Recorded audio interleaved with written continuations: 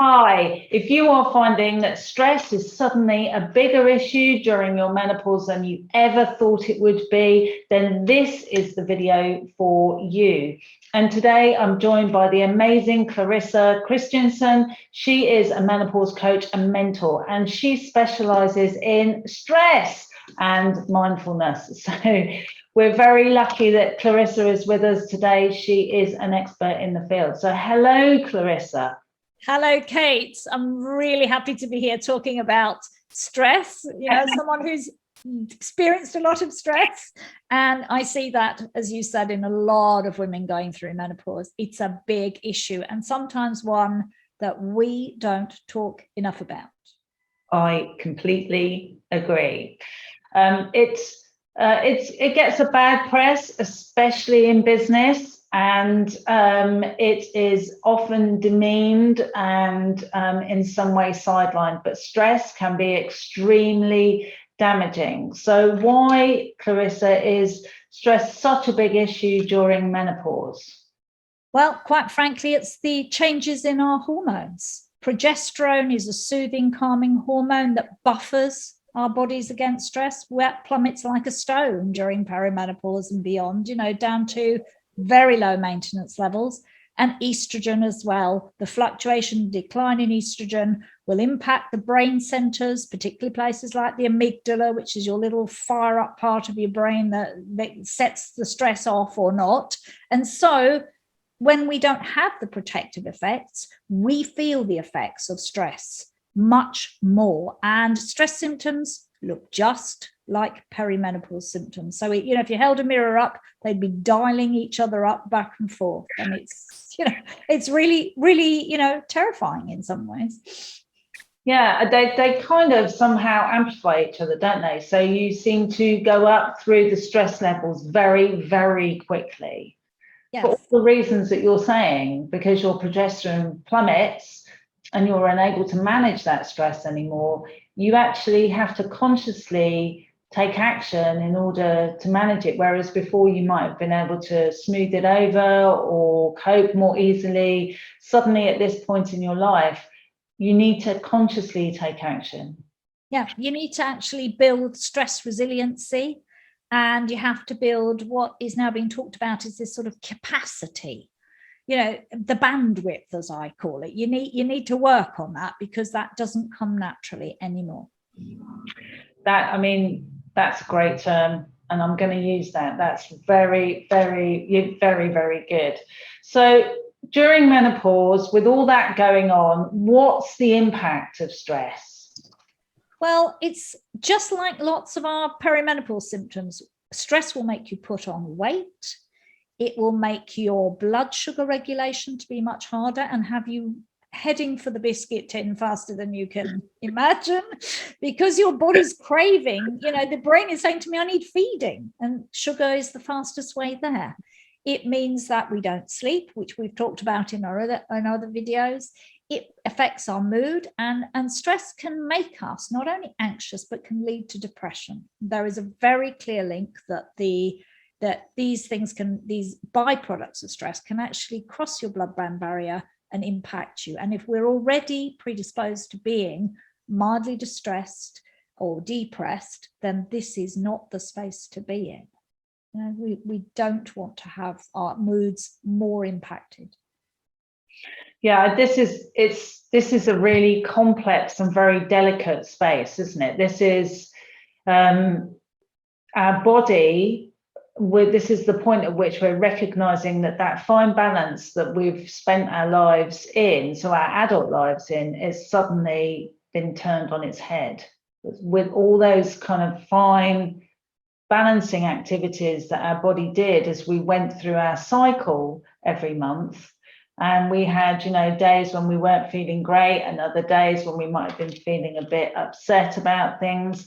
But we kind of knew what was coming. Now, all of a sudden, that's all been thrown out the window, and we are having to deal with a whole set of other situations that really we're probably not prepared for, to be honest. No, we're not. And I think in themselves, perimenopausal symptoms are stressful.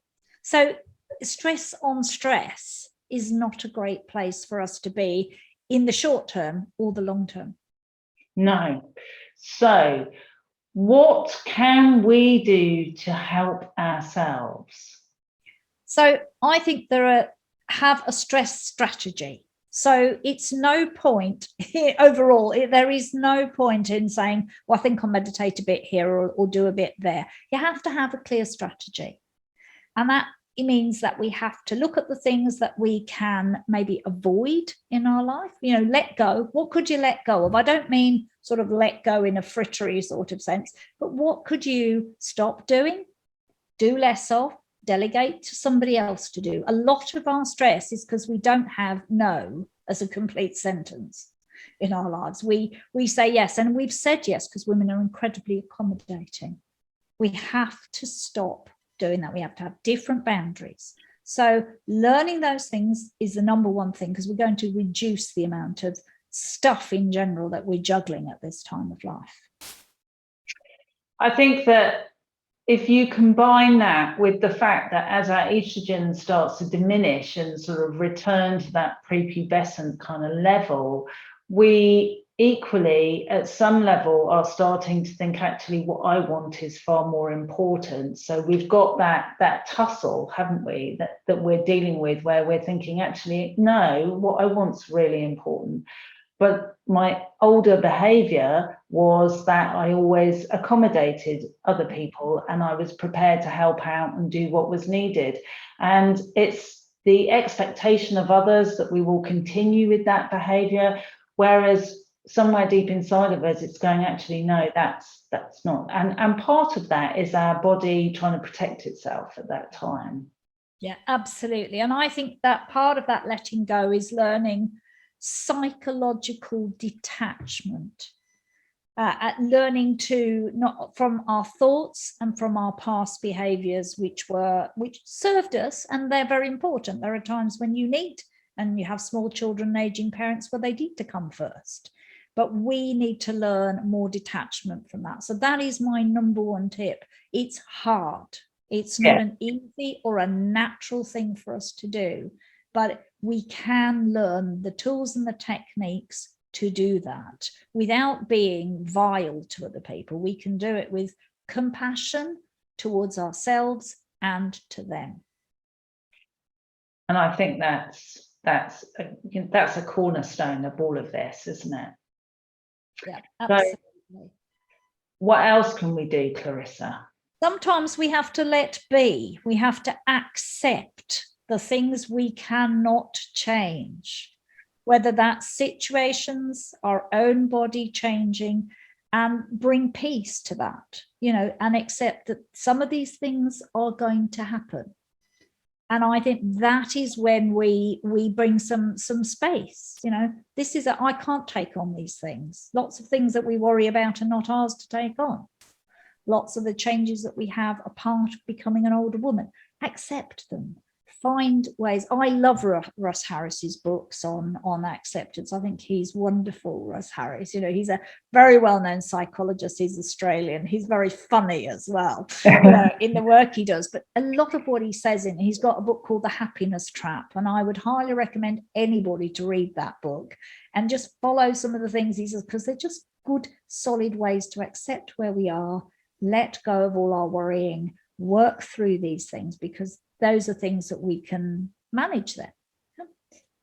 And then I think we need to find a way to adapt. That would be my first thing. What part of our lifestyle isn't serving us, that is creating our stress?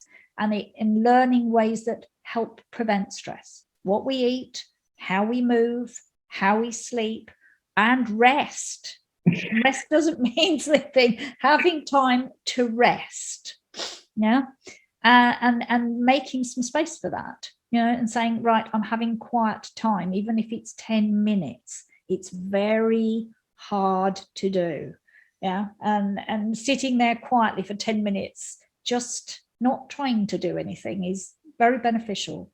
And we need to, and I do a lot of work on asking people, why is it so hard for you? What is it that's standing in your way? to resting. Yeah. When we have to work through that, we kind of go, oh yes, it's that, whatever that happens to be to you. Those are lifestyle factors in lots of different things there that we can do to change our relationship and to adapt to the changes of perimenopause and to put our stress in a different light. Yeah, I think as is so obviously apparent, I find that last point quite difficult as well. And the constant nature of business where we're working from home, so there's no delineation of work and home. In addition to that, obviously with smartphones and laptops before that, they are now in our lives all the time. And there is an expectation that we are always on, always available, always working. And that need to create some separation becomes far more important as we go through this phase of our lives.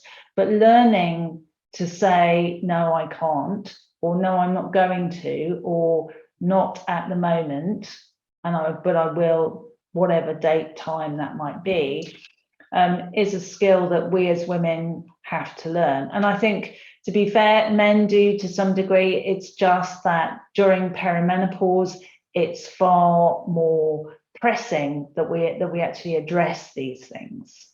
I agree, Kate. We have to address them because we don't, as I said, we don't have the bandwidth and we make ourselves unwell. We dial up our symptoms. And we as women take on 64% more of household related duties. I don't mean cleaning. I mean, have I scheduled the kids' dental appointment? Have your shoes been rehair? All this stuff, make others do it, make them step up, and that's what causes the stress. It isn't just that we're overloaded with work, it's that we overload ourselves with all the shoulds. So we need to drop all of that we can and focus on ourselves, bring compassion. And I love Dr. Kristin Neff's work of bringing kindness, which is the yin compassion, but her work on fierce compassion, it's a book that I'm reading right now, is so good, where we stand up and we're strong and we bring a fierce no and different boundaries for ourselves. So important at this time of life. Yeah, completely. And while that's going through my head, I'm thinking about all of the women who are now considering how they're going to manage their symptoms as they're returning to the workplace. For those women who've been working solely at home and maybe considering flexi time. Now, flexi time is fantastic and wonderful, and it can be just the thing that you need.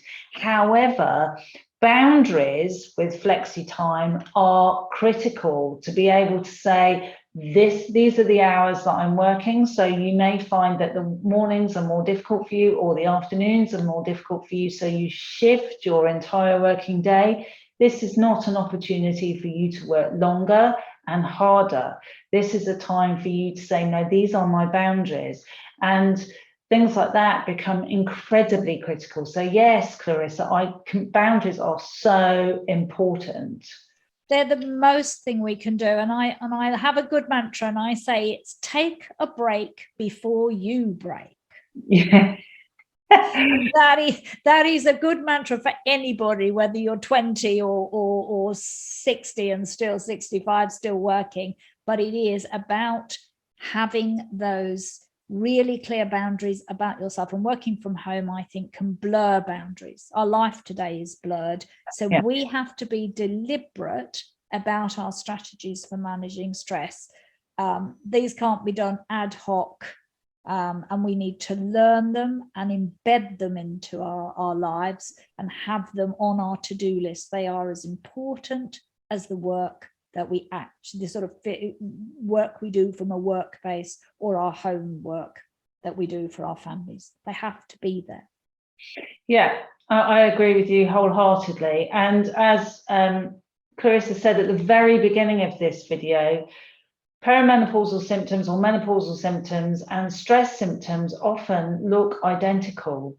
And what they do is they ratchet each other up very, very quickly. And it is critically important that you do look at your stress and start to take control of it. And we'll be discussing why that's so important in the next video, and what the actual impact of delaying that or not wholeheartedly stepping into this space means, and how that can affect your long-term health and what you can do about that. So if you're interested in how to manage your stress at a more advanced and deeper level, then by all means, please ensure that you watch the next video, and that if you wish to leave any comments, please do, and we will speak to you soon.